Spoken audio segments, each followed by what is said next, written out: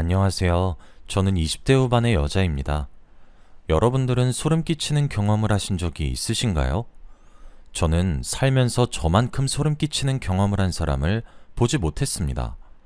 그 이야기를 하면서 저도 이젠 그 악몽에서 벗어나고 싶어서 이렇게 사연을 쓰게 되었어요. 제 이야기를 들으시고 모든 분들이 항상 경각심을 가지고 사셨으면 좋겠네요. 작년 어느 한 남자로 인해 저희 자매 인생이 송두리째 흔들린 일이 있었습니다. 제게는 한 살 어린 여동생이 한 명 있어요. 나이 터울이 한 살밖에 차이가 나지 않아서 그런 것인지 저와 여동생이 함께 다니면 주위에서 정말 똑같이 생겼다는 이야기를 들어요. 쌍둥이냐는 말을 조금 과장해서 살아오는 내내 들었던 것 같네요. 키도 0.5cm 정도 차이가 날 정도로 비슷하고 체형도 비슷해요. 그리고 진짜 옷을 입는 취향이나 사소한 것부터 먹는 식성까지 정말 똑 닮긴 했습니다. 저랑 동생에게 다른 것이 있다면 머리 길이에요. 저는 항상 긴 생머리를 고수했고 동생은 단발머리만 했었거든요. 머리 길이를 제외하고는 생긴 거나 하는 짓이나 똑 닮았죠. 쌍둥이냐는 질문을 하는 심리가 절로 이해될 정도로 말이에요. 그리고 이건 자랑이라고 봐도 되긴 한데 저랑 제 여동생 둘 다 예쁘장하게 생겼습니다. 날씬한 몸매를 가지기도 했고요. 그래서 저희 자매 둘 다 유명했어요.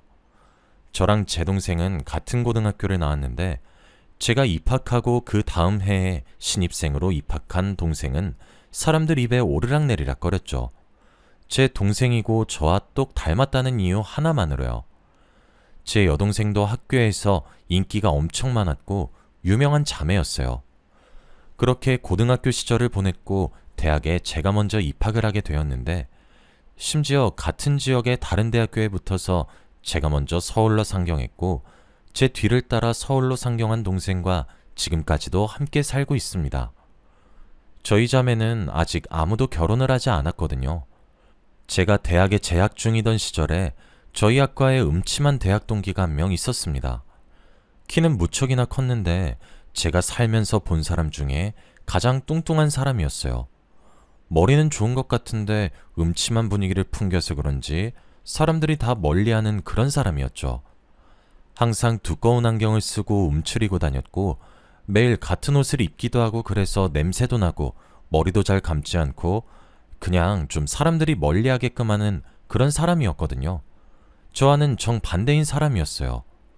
저는 항상 주위에 사람들이 북적였고 밝은 분위기였다면 그런 저와는 완전히 상반되는 분위기를 가진 그런 사람이었죠.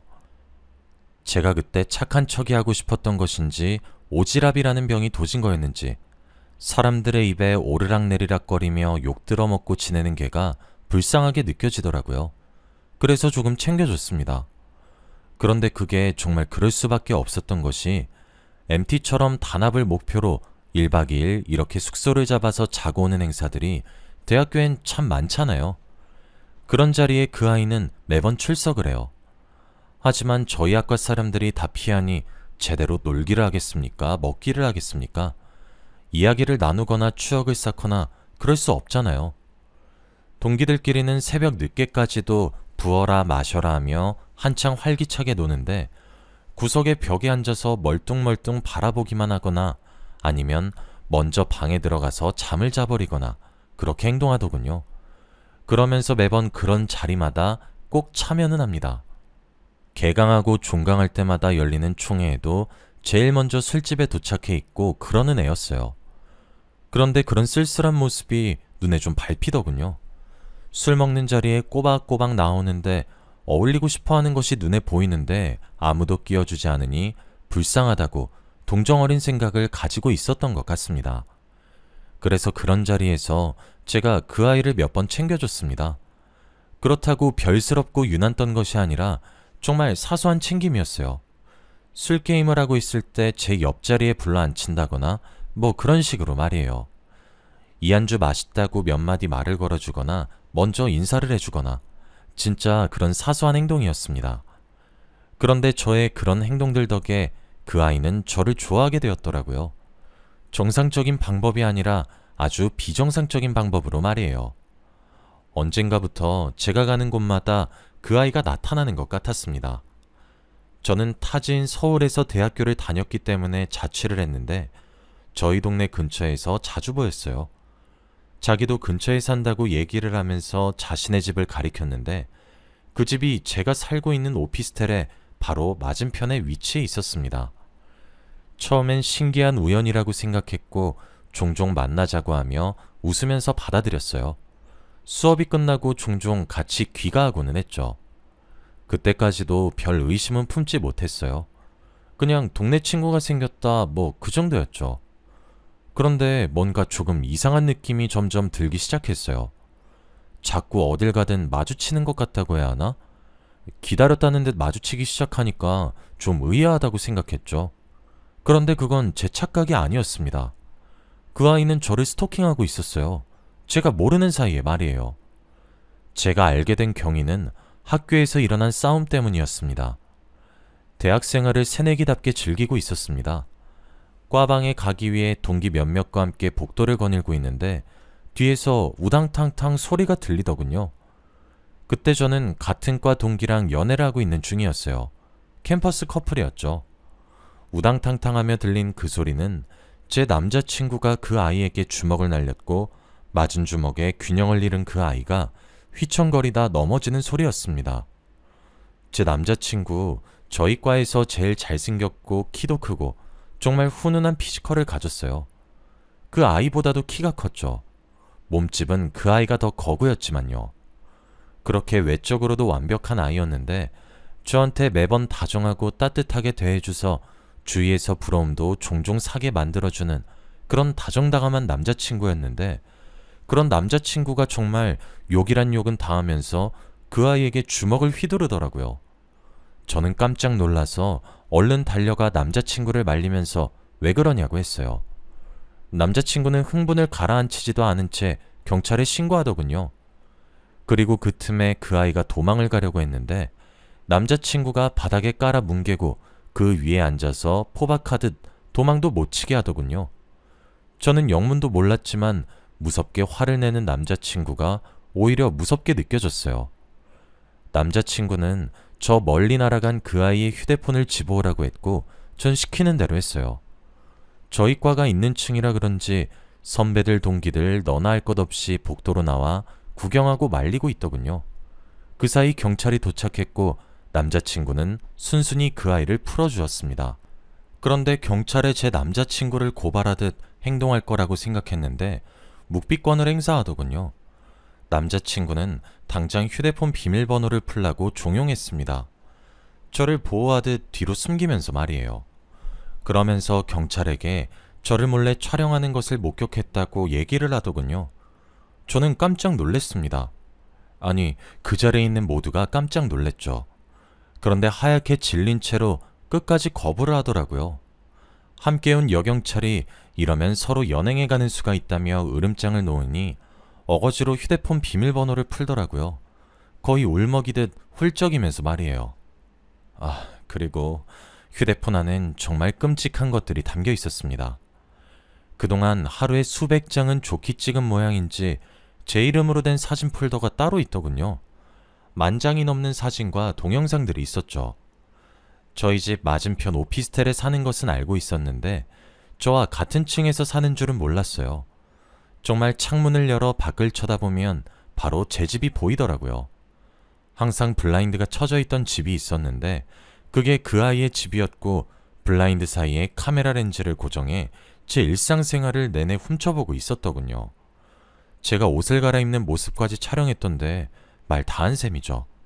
그뿐만이 아니라 제가 오고 가는 등하굣길, 도서관에서 공부하는 모습, 동아리에서 노는 모습, 거기 있는 모든 사진과 동영상들이 제가 모르는 사이에 찍힌 거였습니다. 그리고 이번에도 복도에서 제 뒷모습을 몰래 촬영하고 있었는데 거기에 정신이 팔려 뒤에서 조용히 다가오는 제 남자친구의 기척을 느끼지 못한 것이었고 그렇게 들키게 된 것이죠. 비틀거리니 남자친구가 제 몸을 받쳐주는 듯 했어요. 그리고 남자친구는 경찰서에 가서 얘기하자고 그 아이를 기어코 신고했죠. 경찰서에서 진술을 듣는 과정에서 알게 된 사실은 그 아이는 제 남자친구 사물함에 죽은 고양이 시체를 갖다 놓기도 하고 빨간 물감으로 혈서처럼 쓴 쪽지를 넣어놓기도 했더군요. 저와 헤어짐을 강요하면서 말이에요. 눈이 돌아가서는 저보고 그러더라고요. 너도 나 좋아했잖아. 왜 날 이상한 사람으로 만드는 건데? 하면서요. 반쯤 돌아보이는 그 눈은 미친 사람의 그것과 비슷했습니다. 진짜 너무너무 소름이 끼쳤고 너무 무서웠습니다. 남자친구는 저를 감싸 안으면서 처벌하고 싶다고 의사를 밝혔죠. 너무 명백한 증거들의 등장에 그 아이도 꼼짝없이 처벌을 받게 되었고 저는 학교 측에다가 고발해서 그 아이를 퇴학시켰습니다. 학교 측에서도 분리시켜주지 않는다면 공론화시키겠다는 제 말에 제 편을 들어줬죠. 저는 너무 많은 위로를 받았지만 그것 또한 2차 가해로 느껴졌어요. 예쁘장하게 태어나 항상 이득만 본다고 생각했는데 그때 처음으로 제 얼굴이 미워 보였습니다. 그렇게 무너져가는 제 곁을 지켜준 사람은 남자친구였어요. 물론 지금까지도 잘 만나오고 있고 내년에 결혼을 하려고 계획을 하고 있죠. 저도 휴학을 하고 2년 동안 심리치료와 상담을 병행하며 저를 다독이고 복학을 했고 남자친구와 함께 졸업을 했습니다. 남자친구도 그 사이 군대를 다녀왔고요. 저는 이 이야기를 동생을 포함한 제 가족 누구에게도 터놓지를 못했어요. 동생과 함께 살게 되면서 집을 다른 곳으로 이사했지만 피해망상이 생길 정도로 예민했었죠. 그런 저를 동생은 이상하게 생각하면서 크게 화내지 않았고 절 보듬어줬어요. 그렇게 저는 힘들었던 과거를 떨쳐낼 수 있었고요. 제 남자친구에게 정말 감사한 일이죠. 지금 정상적으로 회사를 다니고 생활을 가능케 한 것은 전적으로 남자친구 덕이에요. 그렇게 그 아이는 법적 처벌을 받았고 제 눈앞에 2번 다시 나타나지 않았어요. 저도 일상으로 점점 돌아오고 있었죠. 그러다 몇 달 전에 여동생이 제게 남자친구를 소개해주고 싶다고 하더라고요. 제 남자친구는 여동생이 자주 봤는데 저는 여동생의 남자친구를 본 적이 단 한 번도 없었어요. 그런데 먼저 소개시켜준다고 하니 너무 기분이 좋았어요. 제 남자친구도 함께 부르려고 했는데 남자친구는 일정이 맞지 않아 저희 셋이서 보기로 했어요. 그렇게 인사를 나누게 된 여동생의 남자친구. 서글서글한 얼굴에 큰 키를 가지고 있었고 직업도 괜찮아 보이더라고요. 그런데 왠지 모르게 정은 안 간다고 해야 하나? 여동생이 너무 좋아 죽으려고 해서 축하는 하겠다만 별로 응원은 하지 않게 되는 그런 사람이더라고요. 어디서 본 것 같기도 한데 저렇게 잘생긴 얼굴을 제가 잊었을 리가 없고 오만 생각이 들더라고요. 이름도 처음 들어보는 이름이었는데 엄청 낯선 느낌은 아니었어요. 통성명을 하고 술자리를 하면서 그 사람이 생각보다 더욱 괜찮은 사람이란 생각을 하게 되었고 제 여동생을 믿고 맡길 수 있겠다 싶었어요. 그렇게 저희 셋은 친해졌습니다. 그날 재밌게 보내고 시간이 몇 달도 흘렀어요. 제 남자친구도 그날 재밌게 놀았냐며 자기도 소개시켜달라고 여동생한테 말하기도 했죠. 하도 저랑 오랜만에 만나서 제 여동생도 오빠 오빠 하며 잘 따르기도 합니다. 형부 소리는 아직 입에 안 붙는다고 하더라고요. 그렇게 넷이서 만나는 자리가 마련이 되었어요. 그런데 저와의 만남이 유야무야 넘어가서 자신감이 넘쳤던 건지 제 남자친구의 눈까지 속일 수 있다 장담을 한 것인지 그 자리를 만드니 나오더군요. 그리고 제 남자친구는 단번에 제 여동생의 남자친구의 정체를 한눈에 꿰뚫어 봤죠. 그놈은 저와 제 남자친구의 동기였던, 그리고 제게 병적으로 집착했던, 그래서 스토킹을 했던 바로 그 새끼였습니다. 법적인 처분을 받고 퇴학을 당했던 그놈은 그 몇 년 동안 전신지방 흡입으로 지방을 걷어내고 운동을 해서 살을 뺐더군요. 원체 키가 원래도 컸던 놈이어서 살만 빼도 잘생겨진 거였어요. 이름도 개명 신청을 해서 전 이름이 연상도 되지 않게 아예 다른 느낌으로 바꿨고 제 동생에게 접근을 한 거였습니다. 제 남자친구 저와 오랜 기간 만나서 제 여동생과도 친분이 두터워요. 남자친구는 심지어 외동아들이라서 형제 있는 사람들을 항상 부러워했어요. 일가 친척들 중에서도 남자친구 또래의 친척이 하나도 없거든요. 같은 촌수에서는 위로 뛰동갑은 우스울 정도로 나이 차이가 나서 사촌형보다 사촌형이 낳은 조카와 나이 차이가 덜 날 정도예요. 그래서 제 여동생을 정말 끔찍히 아낍니다. 그러니 저희 여동생도 제 남자친구를 저를 따르듯 친오빠처럼 잘 따르는 것이기도 하고요. 그런 예비 처제 남자친구를 소개받는다고 해서 잘해주겠다고 다짐했는데 눈앞에 나타난 새끼가 몇 년 전 자신의 여자친구를 스토킹한 새끼고 그놈이 이제 예비 처제와 교제를 한다고 하니 남자친구 눈이 당연히 뒤집어지죠. 술집은 바로 개판이 되었어요. 남자친구가 운동에 취미가 있는 사람이라 그런지 쉽게 그놈이 제압되더군요. 남자친구는 몇 년 전에도 그랬듯이 그놈의 휴대폰부터 확보했어요. 시간이 오래 지나 그런지 이젠 그놈의 지문만 있으면 휴대폰이 저절로 풀리더군요. 몇 년 전에 걸렸을 땐 그렇지 않았는데요. 당연히 제가 그놈의 지문을 이용해 잠금을 풀었고 갤러리를 들어감과 동시에 112에 신고했습니다. 눈 깜짝할 새에 모든 일이 벌어져서 여동생은 너무 놀라 몸이 굳어있더군요. 아니나 다를까 그렇게 열어본 갤러리에는 이젠 제 사진이 아닌 제 여동생 사진이 들어있었습니다. 모두 몰래 찍은 듯한 구도로 말이에요. 여동생도 굉장히 큰 충격을 받았어요. 진짜 그놈이 얼마나 괘씸했던지 몰라요. 저로도 모자라 제 여동생까지 저한테 했던 짓거리를 그대로 해놨더군요. 여동생도 천사 같은 탈을 쓴 그놈을 보고 이런 일을 겪으리라고는 상상도 못했겠죠. 진짜 어이가 없고 소름이 끼쳤던 건 그놈 폰에 있는 메모장이 문득 눈에 띄어서 들어간 순간이었어요. 그놈은 자신의 휴대폰 메모장에 저와 여동생을 동시에 취하기 위한 범행 계획을 세워놨더군요. 정말 얼마나 소름이 끼치고 몸이 덜덜 떨리던지. 빠르게 도착한 경찰과 제가 들이민 휴대폰을 증거 삼아 그놈은 현장에서 바로 연행이 되었습니다. 저희도 경찰서에 진술하러 갔고요. 그래도 저는 한번 겪어본 경험이라 그런지 익숙하게 진술하게 되더군요. 저랑 남자친구는 여동생을 살뜰히 챙겼고 법적인 처벌을 원한다고 의사표현도 확실히 했어요.